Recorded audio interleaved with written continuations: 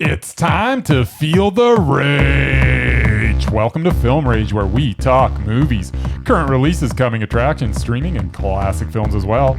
Directors and actors beware, as you cannot hide from the rage. My name is Bryce, and I'm part of the Film Rage crew, which also includes Jim. Hey. Hello, Jim.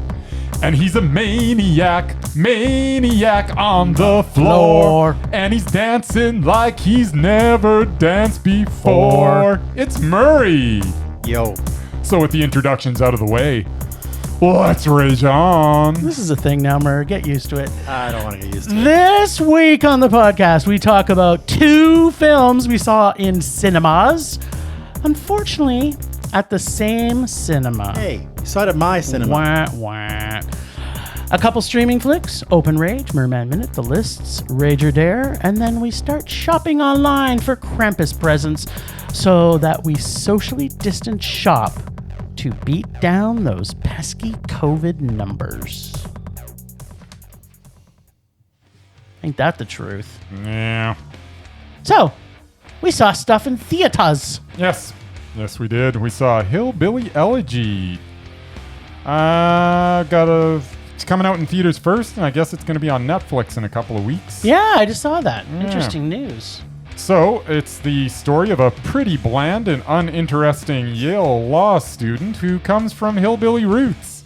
It shows his journey from a boy through to his improbable attendance to an Ivy League school, despite his meager beginnings. I suppose it's a story of family and how they come first no matter what in this story's world. One of the problems I have with this is the characters are either super bland or they are way over the top. Having said that, I can't say enough about the performance of Glenn Close. While this is obvious Oscar bait, it also is the performance that for the most part saves the movie. Close's portrayal of Mamaw makes this movie worth watching. In contrast, once again, Amy Adams proves that she is competent as an actress, but you can see the vast chasm in ability between her and Glenn Close. She really tries hard in this movie and is able to tread water with Close, but she sure can't swim with her. The movie really paints the world with broad strokes, which I suppose is an indicator of the point of view that it's being told from. But if your intention is to make these hillbillies seem more than, your typical country hick, then why use so many stereotypes? It had its characters uttering phrases like, "So Papa and Mama," or two. Yes, the papas and the mamas. I can't even get through it. So to Papa and Mama, not all rich people were bad, but all bad people were rich. Really? All bad people are rich? No one else? Pretty much. What a hick thing to say. So the question is, what did I think of the movie that has an Academy Award-worthy performance by Close, surrounded by a lot of blandness, stereotypes, and while some of the dialogue was brilliant, some of it came across as condescending and narrow-minded. On the strength of Close's performance, this bit of melodrama gets a meh. Wow. What do you know? Loved Glenn Close. Motherfucking Glenn Close. You heard me. I might say this a lot, by the way. Motherfucking Glenn Close. Yeah. This woman is motherfucking Glenn Close brilliant. She's awesome. Was there anyone else in this movie? I wish there wasn't. If so, I didn't notice. Okay, maybe that's not true. The casting in this, I felt, was pretty perfect. Not good, not great, not even well or fine, or chitty old chap. It was perfect. Well, maybe pretty much perfect. Weakest actor in the entire cast is our potential undoubted actress, Amy Adams. Potato discussion will now ensue. Is Amy Adams the female version of Mr. Potato? No. She is not the female version of Mr. Potato because he's not the male version of Mr. Potato. However, she is a potato. Okay. Because Mr. Mark Ruffalo is a fine thespian. Well, we're going to talk more about her in the list later, so stay tuned. Who in the hell is Owen Astarolos? I don't know. Tell me, Jim. Young JD? This kid went toe-to-toe with motherfucking Glenn Close and held his own. He was fine. I don't care what... No, he was not fine. This kid was awesome. She did not steal anything away from him. Nothing. The kid was good. He was awesome. The older version was meh. Yeah, the older version, he was kind of mad. But the older version and the younger version could have been a boyhood situation. Yeah, they really looked. I don't know how they found two kids that, he literally could have grown up and been that guy. There's no question. Of course. I want to see this kid everywhere. This film started out with a real uneven feel, took a whole bit of time, but once it did and it got a hold of you, it was a very slow, but at the same time, it moved through multiple periods and times, which perhaps is why it took us time for it to fully connect to this film. But once you were there, you really are, at least in my opinion, I think you really are. Midway through, our yam-like, I'm going to use yam instead of potato, because, you can't have two potatoes. She can't be Mrs. Potato. She's not married to him. So we're going to call her Yam from now on. Midway through, Yam, like Amy Adams, in this finally started to show her chops up against the greatness of motherfucking Glenn Close and the young Mr., and I'm going to screw up his name, Astalos. Sounds almost Greek. Astalos. Sounds good to me. Yeah. This heavy, dramatic film with mild comedic moments takes you on a multiple montage, time jump, period piece ride through this broken and damaged Hillbilly Elegy family. It gets a motherfucking Glenn Close and perfectly casted, character-driven Mondo. Amy Adams, as far as I'm concerned, I'm not going to say it. We'll talk on the lists. But I think it's a given because Murray's going to give this a Mondo. I know it. Favorite line is pretty much anything out of motherfucking Glenn Close's mouth. Yeah. But here are a couple. I wouldn't spit on her ass if her guts were on fire. Or, the even more popular, they ain't magic because they don't have microwaves. Yeah, she had some lines. She was brilliant. All right, Mur. Absolutely, she was brilliant. Well, as usual, I couldn't disagree more with most of what you guys said. Did you give it a Mondo? I'll get to that. Okay. Amy Adams is anything but a potato. She's a yam. Pretty much every freaking movie she's been in, she gets freaking nominated for. That's got to say something. It's not just people around her. And I personally don't see what's so great about Glenn Close. Wow. Yes, she's okay.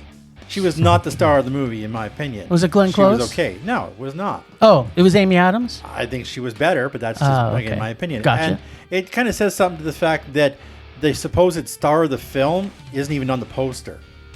The one who the story is about. The one who wrote it? His name isn't even on the poster's picture. It's just the two women. Yeah, it's the not guy him who at wrote all. it. It's like they don't give a crap about him at all. They could cast some nobody. And he wrote it. He's a potato. The guy who started as the JD or whatever, DJ, whatever the hell his name is. JD. He's a freaking potato. JD. But You had good company with yeah, I mean, Amy Adams. this is a Ron Howard movie, so obviously I'm gonna love it because I love Ron Howard movies. Of course, even some of the weird ones. There you go. The exception of maybe Solo. That was terrible. They just handed him that. That wasn't really his.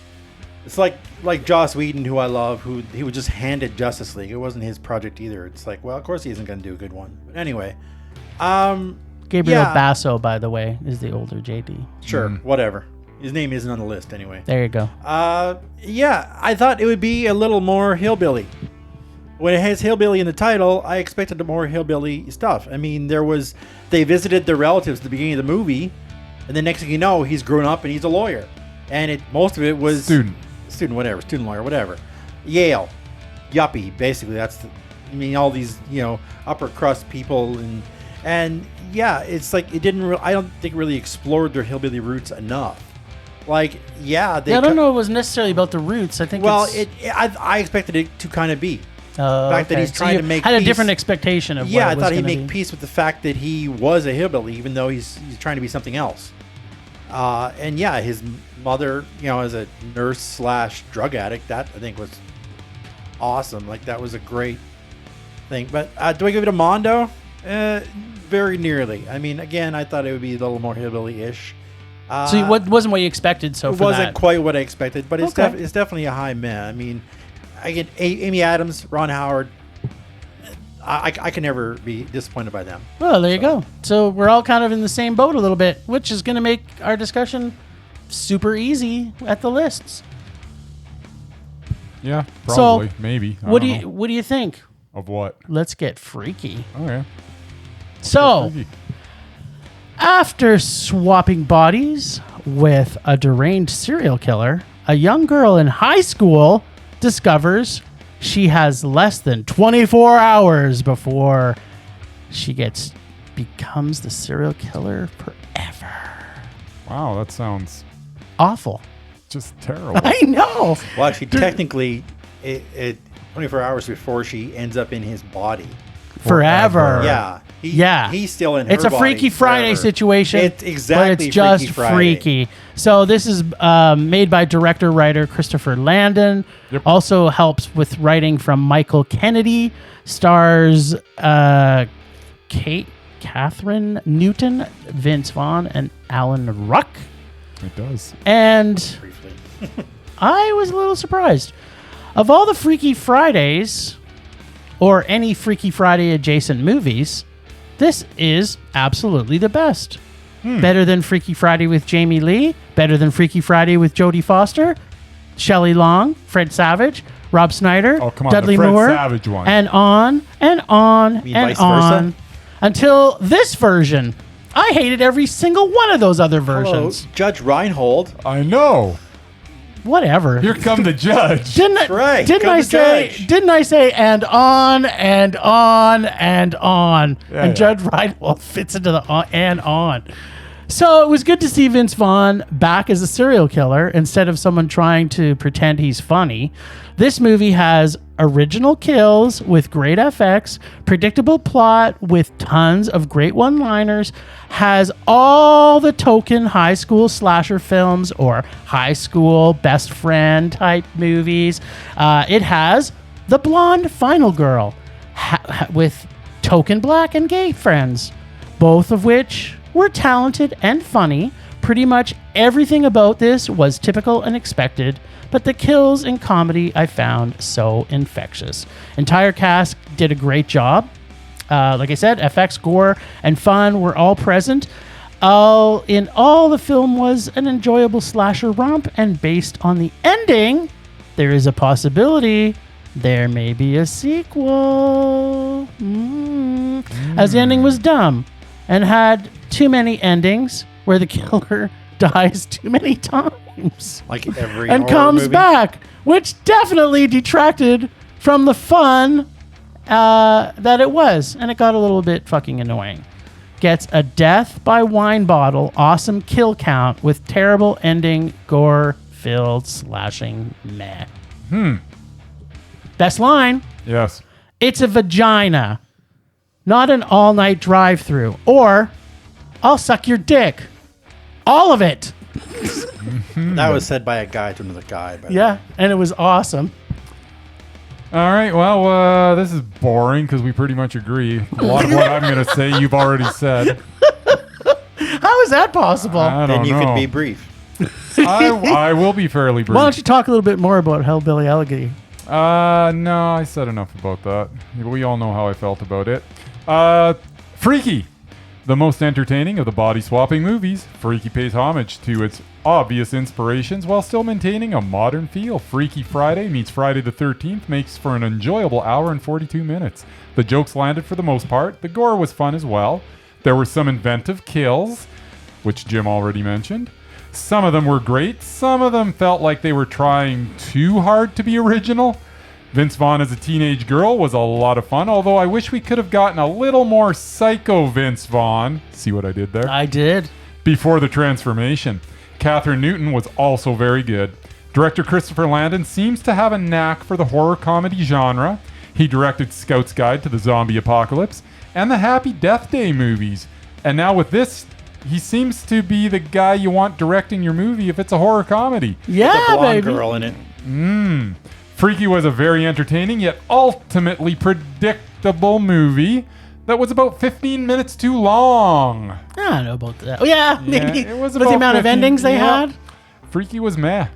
It was. But it was a fun man. I kind of want. It was a fun man. I don't say this very often. In fact, I think this may be the first time I've ever said it. I kind of want a sequel. Yeah, why not?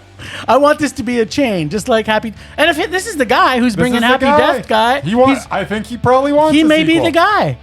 Murray, you should see this one. You might like it. I did see it. Oh, You should see it again. No. You might like it. Well, I wanted to like it. Oh no! Happy Death Day? No, I'm talking about the Freaky. Yeah, I know. I mean, Happy Death Day guy? No, I've seen the 2 Death Days. I know. Those were good. Okay. I should have known by the opening titles when I discovered it was a Blumhouse movie. Yes. The company which is personally pretty much destroying my childhood by taking yet another movie which I loved as a kid and turning it upside down. I like Blumhouse. I mean, their list of recents, Fantasy Island, which they Excellent. wrecked It was meh. on me. It was meh. Invisible Man, which was rage. That was rage. which Jim said like the worst horror movie ever or something Yeah, like that. pretty much, And yeah. the last Halloween that was made. The last one was good. Let's not forget last year's Black Christmas. was yeah, meh. Pretty sure we all raged about that too. No, it was So, meh. I didn't like that. I should have known as soon as I knew it was them that it wouldn't be that good. I mean, I really wanted to like it because it looked promising. And then also on top of that, we have like Vince Vaughn, who seems to have a knack of starring in just horrible, unnecessary remakes of original classics. I want Vince Vaughn in more dramatic Just roles. two I will come to mind. One is Delivery Man, Yo, don't even talk Alright, about yeah, that. just ripped off awful. Yeah. Starbucks. That one's awful. And earlier in his career, Starsky and Hutch. Oh, God. Yeah, that was bad. horrible. That was bad. Terrible. That was So bad. yeah, I should have known better. The Blonde was fun. But I have to admit, I did enjoy Vince Vaughn as a teenage girl. Right? That was probably what saved it from being a rage for me. Okay, so Well, the trifecta. I guess so. So the thing is, there was some great deaths at the start of the movie, and some awesome ones at the end. Yes. And in between, it was all teenage angst. It might as well been a Freaky Friday movie Yeah, with Lindsay it Lohan or was. something. Like it just. And the thing with Vince Vaughn and the boy in the backseat just. yeah, that was actually just kind of wrong. sexy. It was just wrong. Vince Vaughn making out with a boy. Yeah, their first kiss, and it was a guy kissing a serial killer. It's like, I actually love that part. But yeah, there was some very creative deaths. I'll give you that. I did enjoy seeing Alan Ruck meet his end very graphically. Because he played a real dick in this one. The great one was the wine bottle murder. That was awesome. That was the beginning, but Yeah, it was but yeah, no, it had some super. great deaths in it. I'll give it to you, but story wise, yeah, it was definitely a meh. Like, so it's a 3 mez, but obviously one is a almost rage man, and 2 almost a rage. pleasant mez. Wasn't meh. I was entertained. Can we maybe just hold hands and skip around the table? No. Because we don't all agree on this. Is like Yeah, no. a miracle of science. No. We're gonna. There's science what involved. we can do is move on. Okay Yeah, then. let's do that. Well, let's dance. All right, let's dance.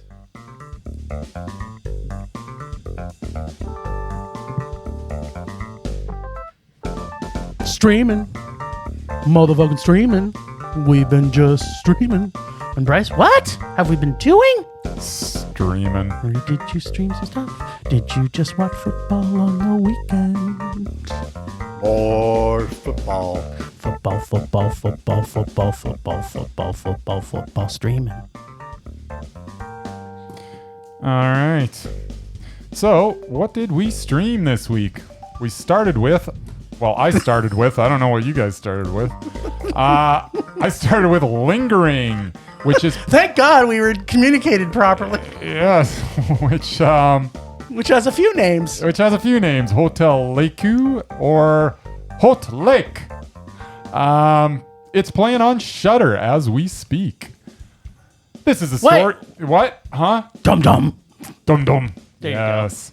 This is a story of Yumi, who intends to drop off her sister at her dead mother's friend's hotel, but then gets entangled in the sinister happenings.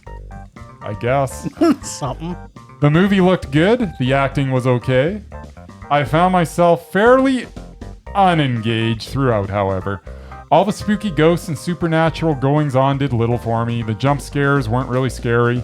The maid in the hotel was fairly entertaining with her Yes. slightly off-kilter performance. It was quite enjoyable. The ending was okay, as I was not entirely understanding who was sitting in that chair towards the climax Yes. until it was really revealed. I did not hate this, but it failed to grab me for any length of time and hang on.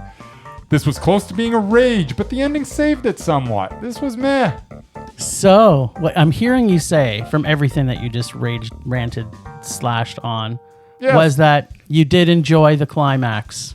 Yes. So you're saying you liked to climax at the movie? I said I enjoyed this particular climax. Okay. Just making sure I know.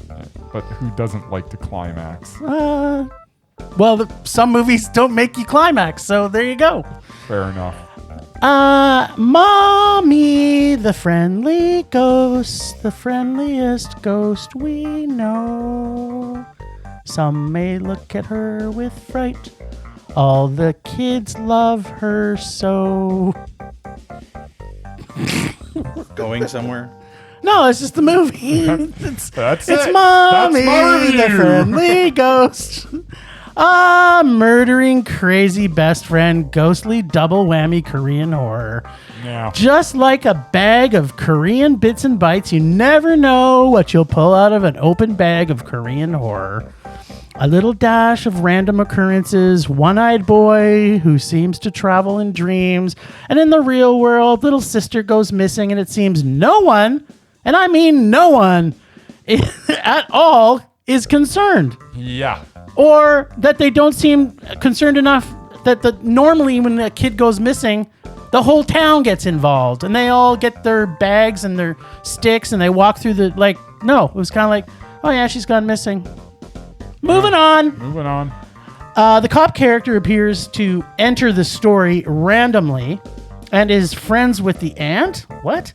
Nothing seems to be a big deal in this movie. Crazy employees dying. It was odd. Missing kids everywhere. Little sister disappearing. Big sis let her on that, she's solving a mystery. I honestly said, on more than one occasion, what is going on right now? Creepy stuff happening in the basement, but she keeps going down there for no reason. She knows her little sister's not what little kid goes down in the basement? Nobody.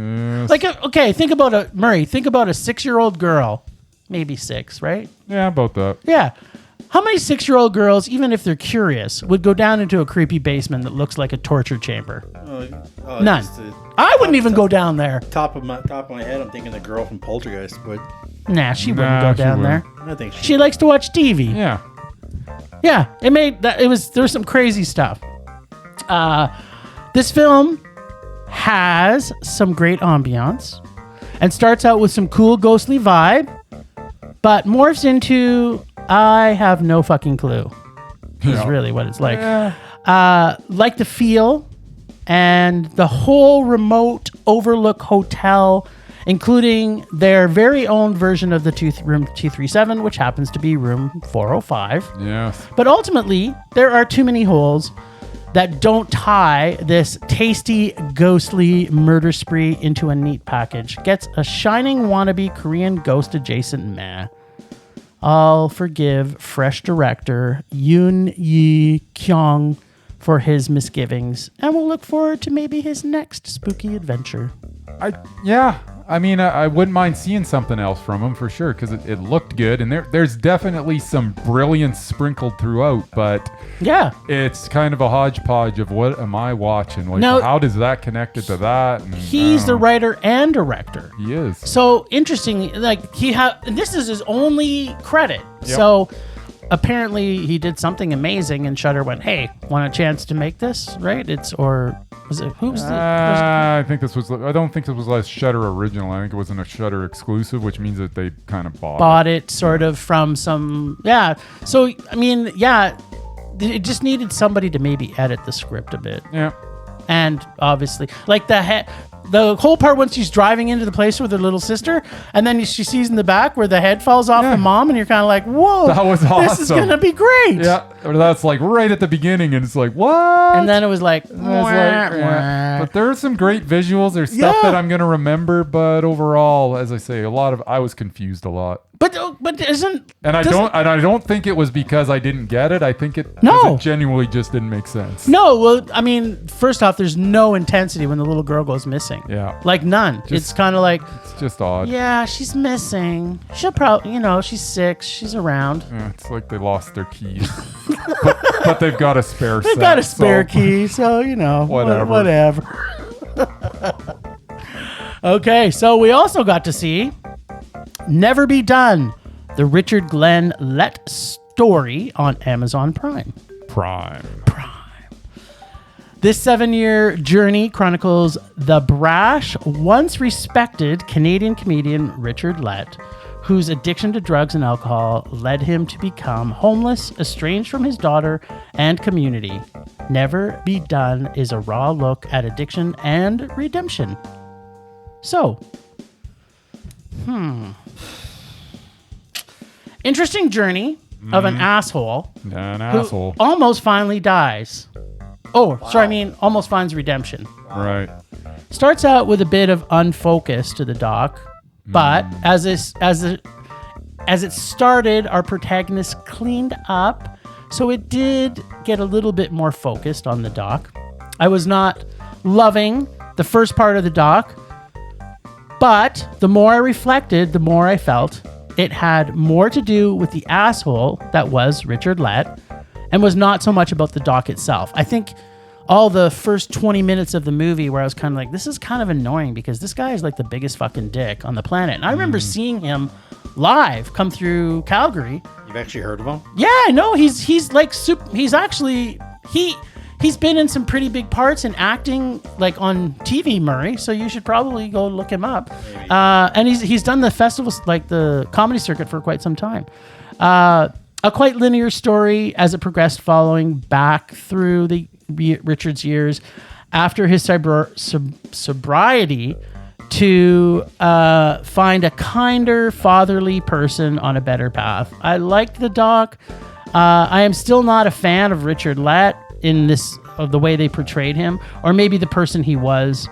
But as most of my experience was that he was a fucking asshole, consumed with calling people faggots as a laugh, and I found it hard to care for him at all because, first off, calling people faggots isn't funny.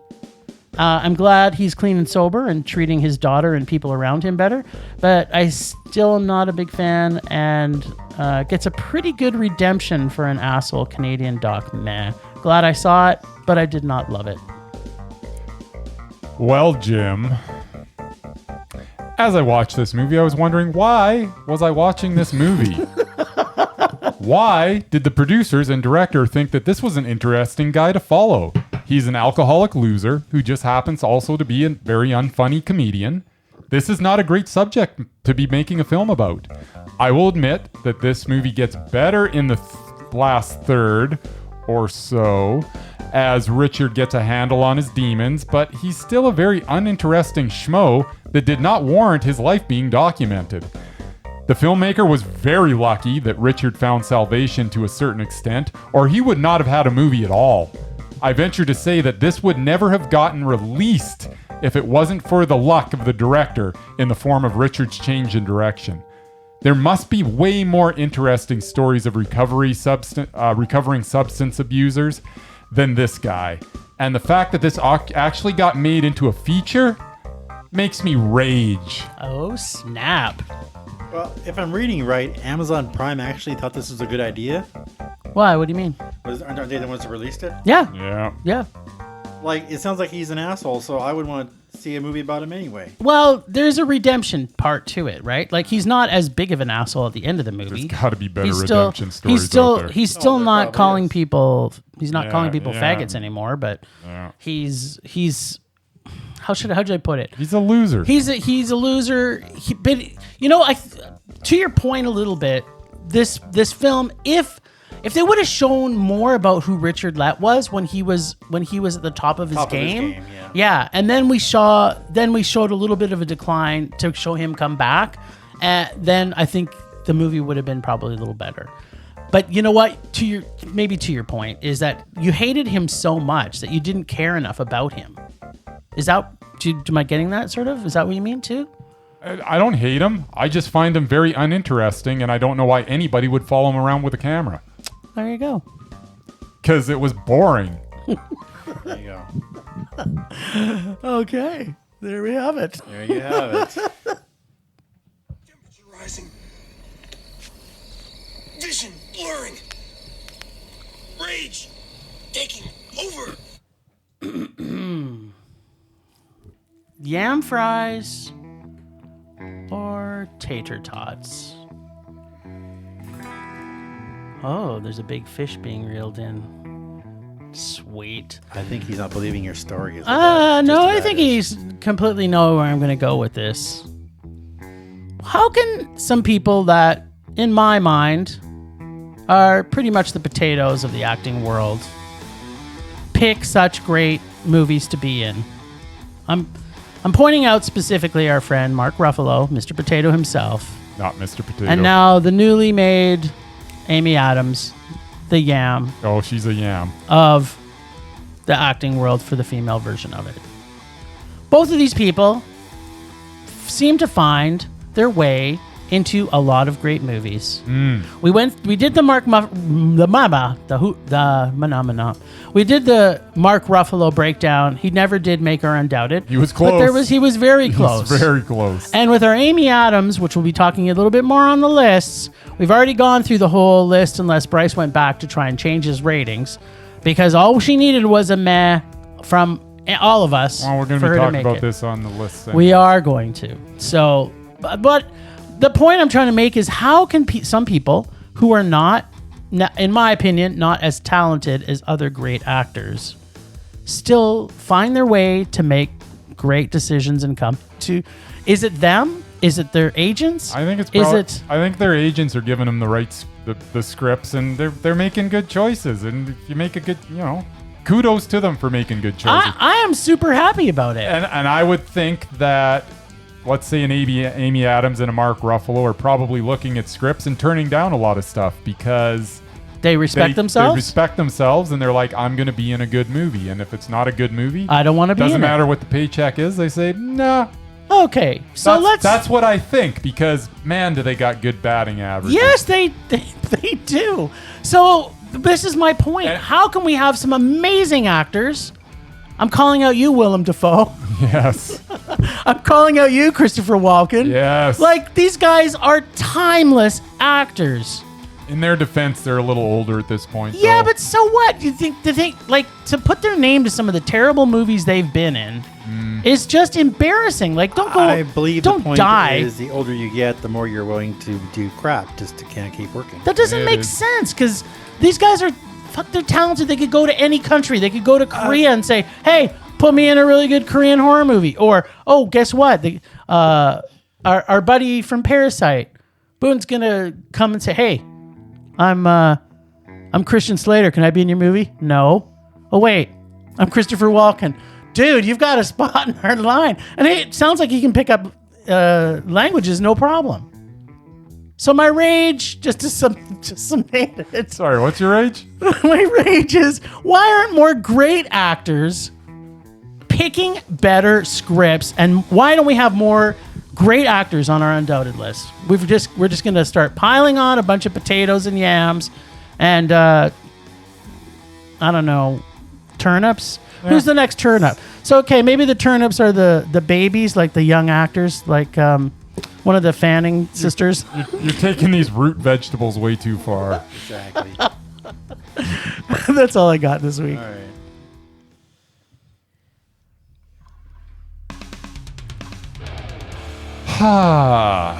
right. Sweet rage. Yes. My rage this week is that Glenn Close has not won an Academy Award. What? What the hell you say? She was nominated for her work in The World According to Garp, where she lost to Jessica Lange in Tootsie. Excuse me? That was just wrong. I'm broken. Losing out for her role in The Big Chill to Linda Hunt in The Year of Living Dangerously. What? That was a close call. Probably should have won for The Natural, but was edged out by Peggy Ashcroft in A Passage to India. I can sort of accept that one. Yeah. Losing to Cher in Moonstruck was understandable, as being nominated for Fatal Attraction seemed like a bit of a reach. That was a reach. But then losing to... But it wasn't a reach around. Yeah. Then she lost to Jodie Foster in The Accused, That was acceptable. Yeah, I mean, Jodie Foster nailed it. Although Close was very good in Dangerous Liaisons. Yeah. She absolutely should have won as Albert Nobbs, but the Academy felt the need to give the Oscar to Meryl Streep again for The Iron Lady. I'm sorry, she deserved it in Albert Yes. Nobbs. Okay, so we got one that we know for sure. Well, I'm going to say two. Let's two. go two. Yep, She's I'm got on board two with for two. Sure. Yep. Then we had, as I say, Streep was good, but Close was better. Yeah. And while I have no problem with the Academy giving the Oscar to Olivia Colman for The Favorite, I feel Close's performance in The Wife was better. Yep. I'm not sure that Close's performance this year as Mamaw in Hillbilly Elegy is her most deserving performance for an Academy Award, but I do hope it finally gets her the trophy. I hope this is a year, and to be honest, I'm not sure I've seen a better performance this year. That's my rage. It's going to be a bit of a tough one. Obviously Murray isn't as fond of Glenn Close as we are. I didn't think she's that bad. Just I don't think she's as great as you think she is. If her and Amy Adams both get nominated in the will. same category, No, I will won't be. slit my wrists. Actually, yeah, they might be. they might be. They might both get it for I guess supporting they're both actress. No, Yeah. because no. Amy Adams is definitely going to get the main actress. so? I don't know. It's Yeah, supposed, it's supposed to she's be not- about him. If they right? split it, but all I was saying is somehow they get nominated for the bowl and Amy Adams somehow wins, happens all the time. I'm never watching the Academy Awards again. Okay, Thought so you already decided that. Okay, no, he did. I never watched the Academy Awards because of this very reason. They give out They can, wins they to can- people who don't deserve They it. can give it to Amy Adams, but not if she's in the Against same Glenn category Close. against Glenn Close. Exactly. If that happens, I'm done with them forever. I'm already done because I don't want to go back and list every single time they've picked wrong, but it's too many times. It's too many times. I'll agree with you there. Rage subsiding. Pulse slowing. Anger fading.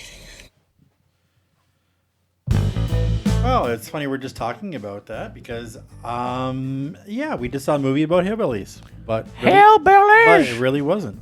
Wait, can I So- sing Cotton Eye Joe now? No. So my minute.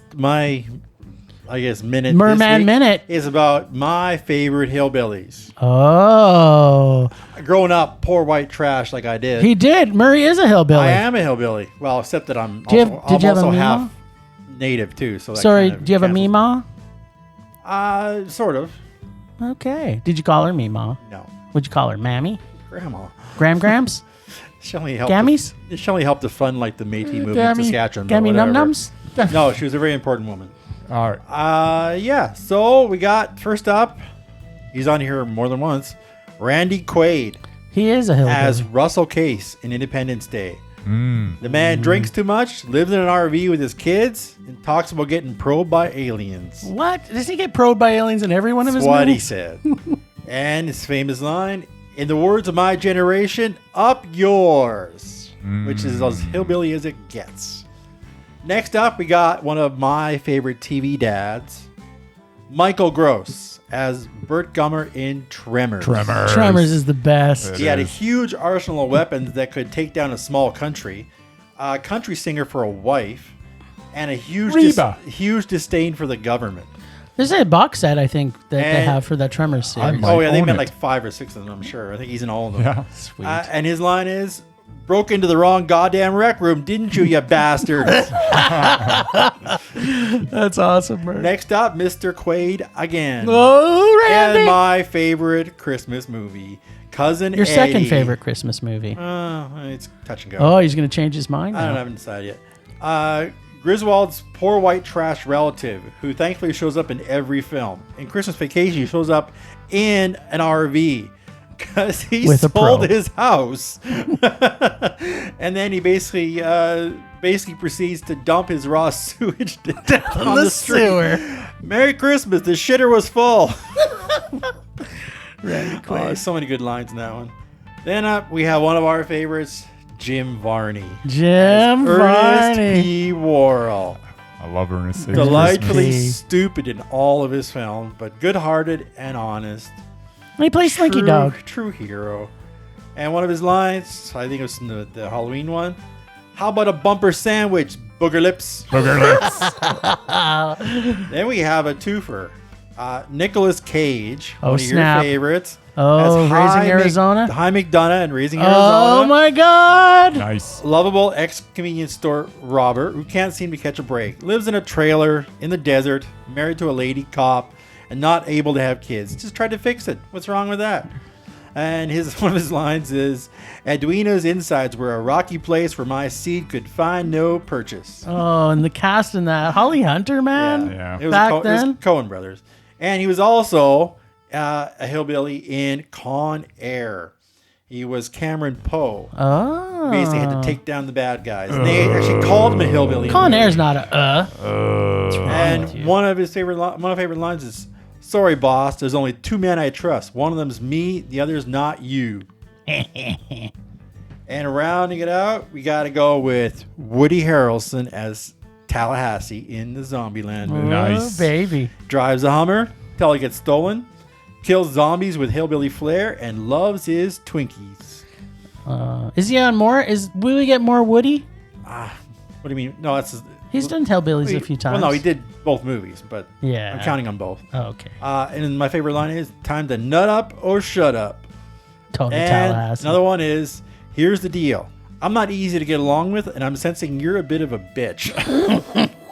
That was a good line. Honorable mention actually goes to Alan Tudyk and Tyler Labine, who is Canadian, and Tucker and Dale versus Evil. Love that movie. Which Such a good I movie. have not seen. What? Oh, you got to see it. You'll love it. From Oh, the let's watch it trailer tonight. that I It's saw that funny. made me laugh my ass off. I think I need to watch it ASAP. Oh, dude, you love Yes. it. Plus, This may be another one we all Alan agree Tudyk on. is one of my favorites. I'm surprised Woody didn't make it for Natural Born Killers. He was pretty hillbilly I never in saw that. it. So good. It's just movies that I've seen. That's kind of how it goes. Yes. Anyway, Oh, that's all Mur. I got. There's so much joy. I try. Okay. We got a lot to unpack here, people. Don't shake your hand at me, bitch. What are you talking about? We got lots to unpack. All right, So let's the- unpack it. Let's unpack the first one. There's nothing to unpack, but go ahead. Okay, well, Is this Denise Richards? no, I was going to actually go with Amy Adams first. Okay. Because I think, from what my memory serves, and we have it on our website, we've been Yeah, waiting yeah, for this yeah, movie yeah, to yeah. come. She's, in my opinion, she's undoubted. Yeah. Well, you gave the she's movie done. a Mondo. So. I gave the last one I gave him. What was her last movie? It was Just give me the last movie. Arrival? All right, here we go. Was Arrival the last one? Yeah. Oh, it No, was something no. delicious. So we have Hillbilly Elegy, Yeah. which is a meh for you and a mondo for me, That would and be- a that meh One for almost a Murray. Mondo. That for would me. be Elegy, but okay. That's what I keep saying. And then before that was Vice, which was Vice. mondo. Mondo, Right, yeah. there you go. So that's what I'm saying. She only needed a meh. And she got a mess. So Where's the applause, Mur? as I throw up a little bit in my mouth, Amy Adams is undoubted. Undoubted. Well, I would just like to defend her yam-filled honor by saying at least one of my vegetables made it on the undoubted list. There you go. And Murray couldn't be happier. That's right. Because this was Murray's one and only one that he's ever brought forward. Did I bring her forward? I don't Yes, remember you that. did. You did. You Oh, there did. you go. You brought her forward way back in probably February. And we were waiting for This movie. Not this movie. We're actually Any waiting for movie. another movie, but it never came out. When is it coming out? I don't know. What are we waiting for? It's like a Oh, Zack Snyder's Justice League? No, it's the no. same movie twice. like That a- doesn't Was it count. Night Bitch? No, it's like a Rear Window. Object ripoff. of Beauty?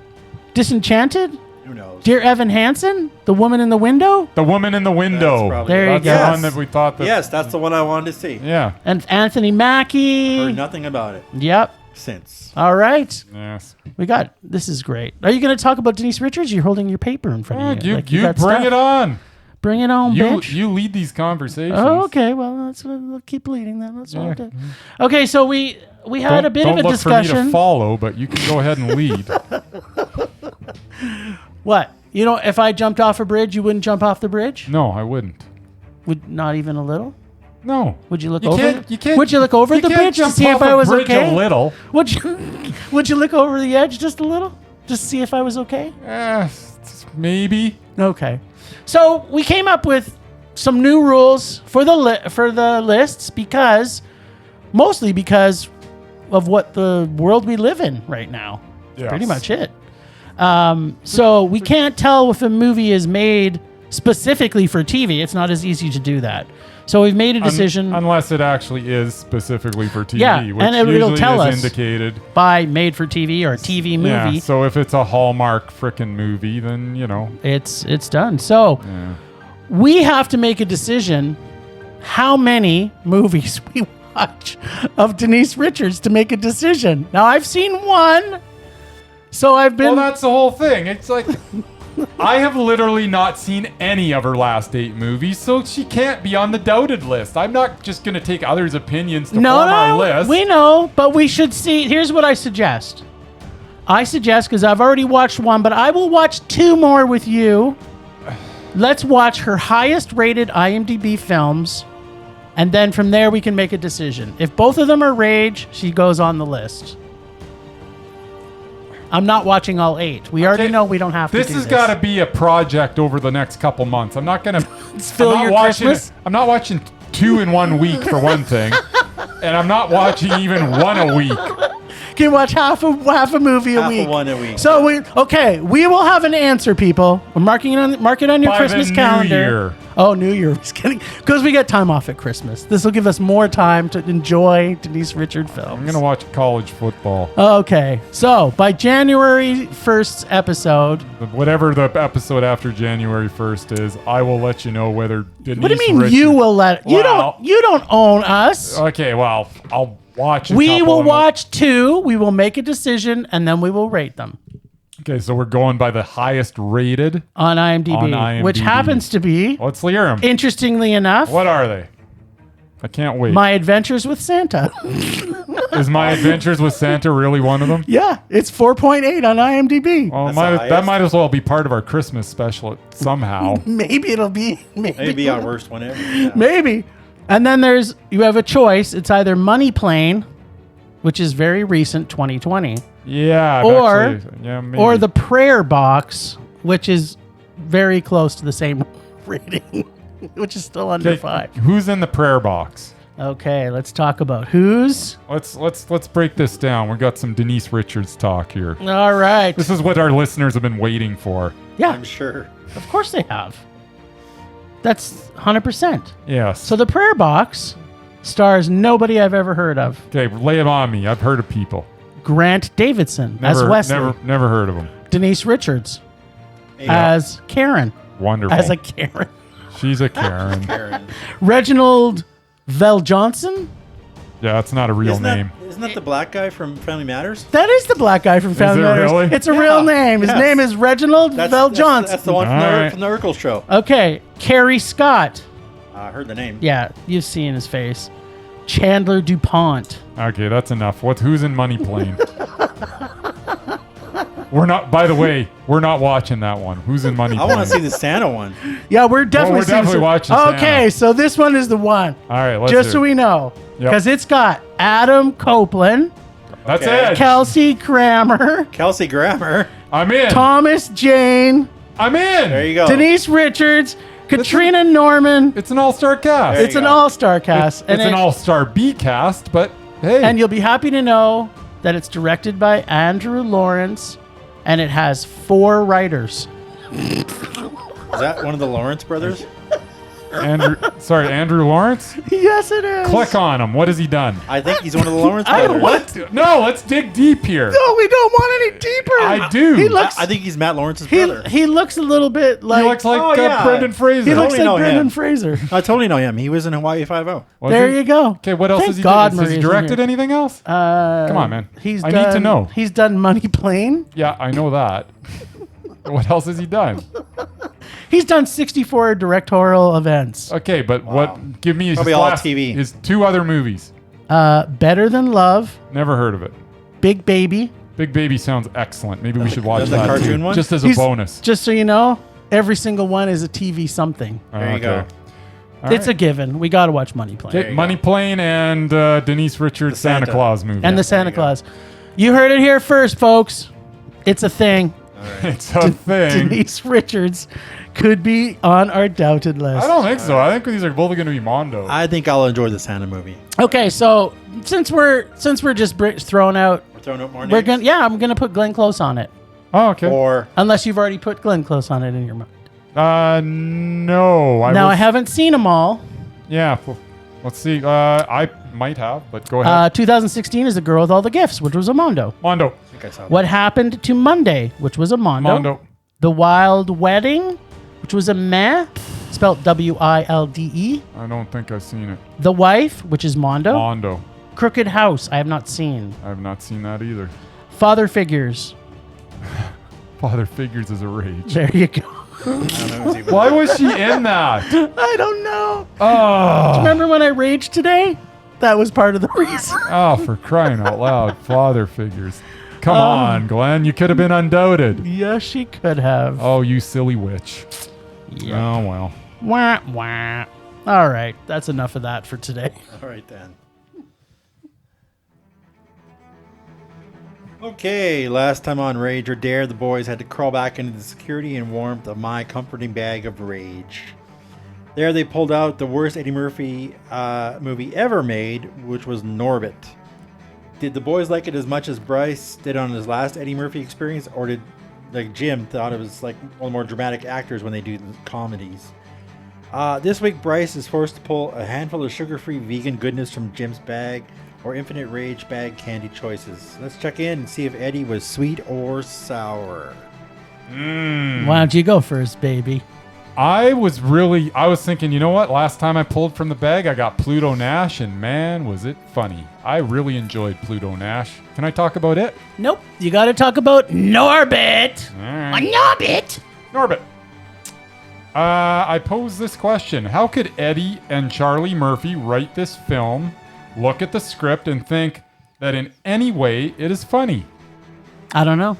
If you're going to be racist and sexist and make fun of fat folks, then the movie better be funny. Otherwise, you just made a racist and sexist movie that makes fun of fat folks. And is racist and sexist.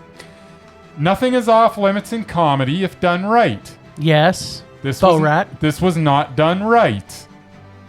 This was bad. This was a rage.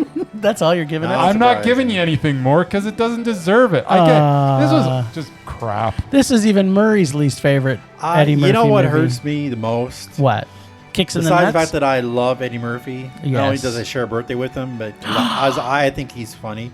What? Is this movie single-handedly took away an Oscar he was a shoo-in for. The year he was nominated for Dreamgirls, this thing came out like a week before the Oscars. Or a week before the voting ended. And people said, not going to give him an Oscar, no freaking way. But yeah, up until that point, he was about to get his probably one and only Oscar that isn't like a lifetime achievement. And this movie screwed it up. So I don't know what the hell Eddie and his brother were thinking, but... Well, man, let me tell you what I thought about this. Yes, let's hear sure it. you will. Okay, so fat jokes aren't funny. No. Nope. Not for 5 minutes, not for a whole movie. Plus, Norbit's voice is as annoying as Adam Sandler's voice is in Hubie Halloween. Oh, I like that. Only his accent goes in and out of levels of Norbitism through the entire movie. Sometimes he's got a Norbit voice, sometimes he doesn't have a Norbit voice, sometimes he's speaking normal, sometimes he's speaking in Norbit. It was so fucking annoying. So, really, it's as bad as having someone trying to fake an accent who can't. Plus, again, casting issues everywhere, including the 2 kid versions of Norbit and his girlfriend Kate. I thought Eddie Murphy starred as everyone. He wasn't Usually himself does. as a kid. Really? I thought that was Eddie Murphy too. No.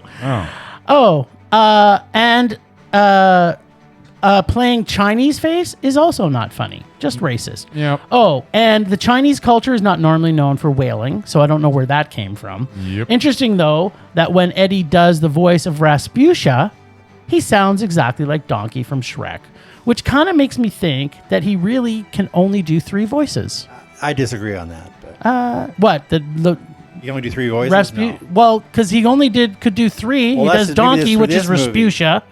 He does Norbit, which is Adam Sandler. He does a lot of And then he does his own voice. a lot of good voices. Just watch the best of Eddie Murphy Saturday Exactly. Night Live, and you'll see he Oh, does yeah. a lot of different voices. Or, Okay. Or the movie you hate, Coming to America. He plays like 4 different people, 5 different people. Yeah, in that was also one. terrible. I Eddie loved Murphy it. playing more characters doesn't make it funny, especially if you can't do them very well. Let's do a short recap. Overtly racist against Chinese culture. Shame, shame. Not funny. Not well acted. Yep. Fat jokes get old real fast. Accents are awful. Yep. And cross the line in talking animals. Really? Are we going to really try and go to the Norbit version of 9 Lives? Eddie Murphy should, as I've said before, comedians that aren't funny should stick to dramatic roles. And just be everyone to remember that Bowfinger, and in my opinion, Eddie Murphy's funniest movie, Bobby Bowfinger. did make my top 10 comedies. Yep. Here's the good things. Terry Crews and Kristen Schaal. Oh, and the title of the titty bar called Tittyopolis. I would go to Tittyopolis just for the name I alone. couldn't believe Tandy Newton popped up in this. I was Yeah. like, what? It's a rage. It's so bad. Not the best line, but it pretty much sums up the entire movie. How you doing? It's Respucia's line. She said it like 20 times. Really? Yeah. Mm, 20. If she said it once, she said it 20 times. fantastic. Right then. So there you have it. Guess what you Mission get? accomplished. Guess what you have? Yeah. That'll learn you for saying that Pluto Nash was good. Isn't that my bag? No, this is mine. Are you sure? Yeah, I'm positive. All right. I have mine nicely typed and printed Oh, yeah. You went all on out hard with it. cardstock. Okay, so I'm plucking out of Jim's bag of... Don't peek in there. Just I'm not peeking. I'm just trying Get to your grab one. all right. I got one. Okay. And it is upside down. It is. Awesome. Read it, Mur. I can't see it. Joe Dirt. 2. Joe Dirt. Oh, 2. They made a second one? I didn't know there was a sequel. Talk about your hillbillies. I've seen Joe was Dirt. he was on the hillbilly list. I would refuse to acknowledge him. So Yes, he played a hillbilly too. Is what's his head? David Spade in this as well? know. Yes, he Is is. he? All right. Of course. What You else should is he be in doing? for a super, What else is super he doing? treat. So there's a Joe Dirt 2. Apparently. Are you sure? Yep. Doesn't And sound you're right. going to Doesn't to watch sound it. right, but all right. you are going to watch it. I hope there's a cameo from Rob Schneider. I'm sure there will be. He doesn't do anything anymore either. And now a word from our sponsor. Hey, Bryce, what are you doing tonight? I'm going to my favorite cinema, CMC, to see the best second-run movies at the best price. What? How inexpensive are they? Regular price is $5, $5. Regular price, $5, $5. Makes me hope they also serve pizza. They do, plus a lot of other great food choices. Plus, I'm planning my office Christmas party there. They can host a plethora of options for any get-together, gaming, movie, drag show. Drag show? Now I know where I'm planning my next party. Other than my own house, Meadows Cinemas is the safest place, as they follow all the Health Canada's requirements to ensure a safe and healthy physical distancing experience. Well, maybe I should tag along to make sure there's an old guy a Liam Neeson movie playing. Or even better, some independent documentaries. Sure. Call CMC at 403-670-5444 to book a safe and socially distanced seating event, or go online at canyonmeadowscinemas.ca. Sweet. CMC. That's right. Hey, Bryce, what are you doing tonight? Hey! Bryce is ending the show. That's what he's doing. Better. Well, thanks, Rangers, for listening. Thanks to Zen Film Rage crew of Leonard Vision and Photography via Leonard Collins Photography. Listen to us on all the podcast streaming sites. You can find us pretty much everywhere. Find us at Film Rage YYC on Twitter, Instagram, and Facebook. On our website at filmrageyyc.com. We are always wanting your feedback to make this a raging blast for all listeners. So please go on social media, Apple Podcast, our website, or Podchaser, and give us feedback. Or give us more dares of films you want us to see. No matter what you do, please make us rage. Please, please. That's it for this week. Rage on.